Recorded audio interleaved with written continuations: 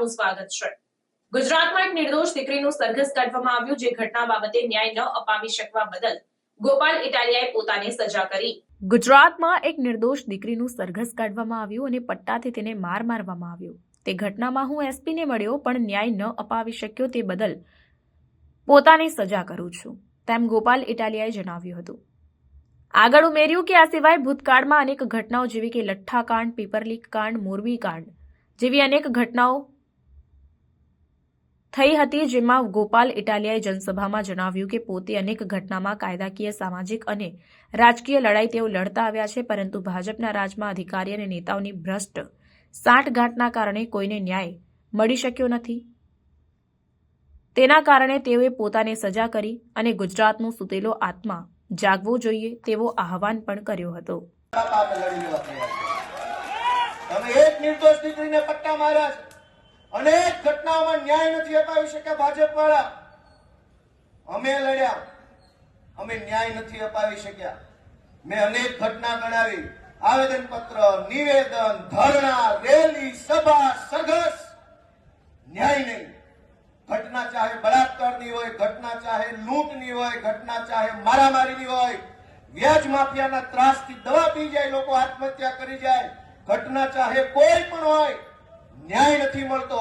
અમે બહુ કોશિશ કરી, અમે પણ ન્યાય નથી અપાવી શક્યા। એની હું બધાની બે હાથ જોડીને માફી માંગુ છું કે અમે નથી ન્યાય અપાવી શક્યા। એનો મને અફસોસ છે, હું માફી માંગુ છું। અને આ અમરેલીની દીકરીને જે પટ્ટા માર્યા છે, હું એમ માનું છું કે હવે ગુજરાતની સભા સુરતમાં ભલે હોય, આ સંબોધન આખા ગુજરાતને છે મારું, હજુ આપણો આત્મા નહીં જાગે તો કેદી જાગશે?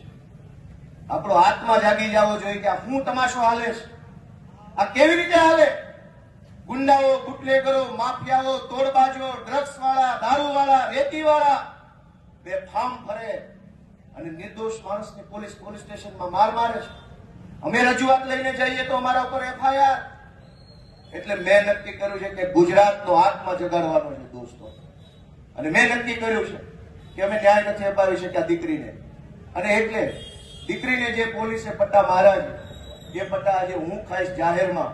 અને મેં નક્કી કર્યું છે કે આ દીકરીના પટ્ટા માર્યા છે, એ પટ્ટા મને મળવા જોઈએ અને ગુજરાતનો આત્મા જાગવો જોઈએ।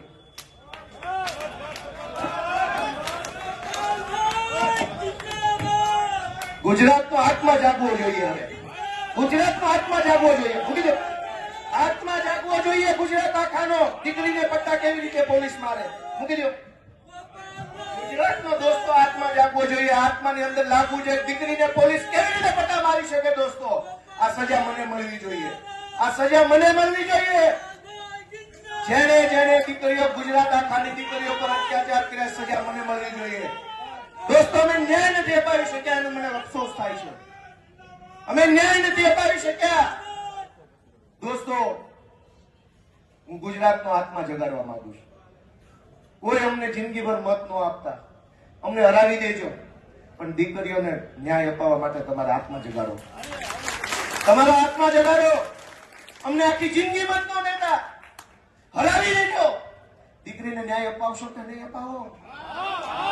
અમે મહાન નથી, કાલ મરી જઈશું, આ પાર્ટી ખતમ થઈ જાય, દીકરીઓની ઇજ્જત કોણ કરશે?